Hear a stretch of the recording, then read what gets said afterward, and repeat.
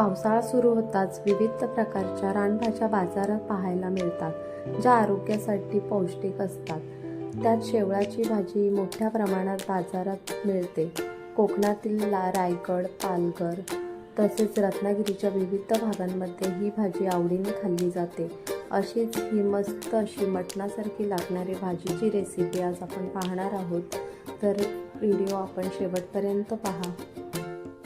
इथे मी 3 ते 4 जुड्या शेवळं घेतलीत, त्याबरोबर जुड्यांबरोबर येणारा पाला घेतला आहे आणि अशी फळं देखील येतात. दोघांपैकी काहीही घालू शकता, पाला किंवा फळं.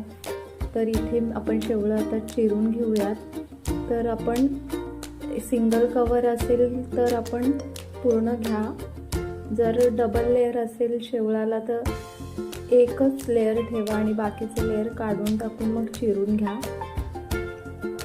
तर अशा प्रकारे आपली शेवळाची भाजी चिरून झाली. आता गरम पाण्याने शेवळं धुवून घेऊयात. शेवळाची भाजी करताना गरम पाणीच शेवळं धुवायला किंवा भाजीला वापरायचं आहे.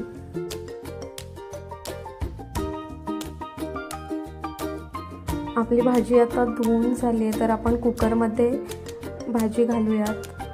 तर इथे कोकम घेतलेत, 7 ते 8 कोकम घालून घ्यायचे आहेत. कोकमाच्या ऐवजी आपण आंबोशी पण वापरू शकता. आणि इथे जुडीबरोबर जो पाला मिळतो तो पण आपण धुवून चिरून घेऊन भाजीमध्ये घालूयात. जर आपल्याला फळं मिळाली असतील जुडीबरोबर तर ती पण ठेचून आपण घालू शकता.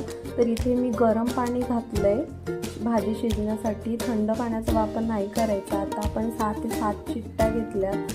तर आता आपली भाजी मस्त अशी शिजली आहे. तर आता आपण रवीने भाजी मॅश करून घेऊयात. तर आता आपली मस्त अशी भाजी स्मॅश करून झाली आहे. तर आता आपण लसूण पाकळ्या घेऊयात फोडणीसाठी. 5 ते 6 लसूण पाकळ्या ठेचून घेणार आहोत आपण. तर इथे कढई गरम झाली, त्यामध्ये तेल घालूयात. 2-3 चमचे अंदाजे तेल घातले. तर 1 चमचा मोहरी छान तडतडले तर 1 चमचा जिरं घालून घेऊयात. आणि आता लसूण घालणार आहोत ठेचलेला.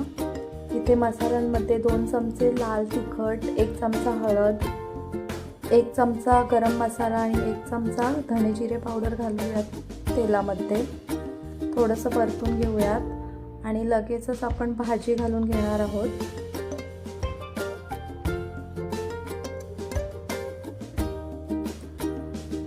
शेवळाची भाजी बनवायला अतिशय सोपी आणि चवीला तर एकदम भारी लागते. ही भाजी आपण बाजारात आपल्याला दिसली, कधी बनवली नसेल तर नक्की बनवून बघा. खूप छान भाजी आहे. तर आता भाजीतलं पाणी आटवून घेऊयात. जर भाजीमध्ये कमी पाणी घातलं असेल तर पाणी ॲड करताना पण गरमच पाण्याचा वापर करा. तर आता इथे चवीपुरतं मीठ घालूयात.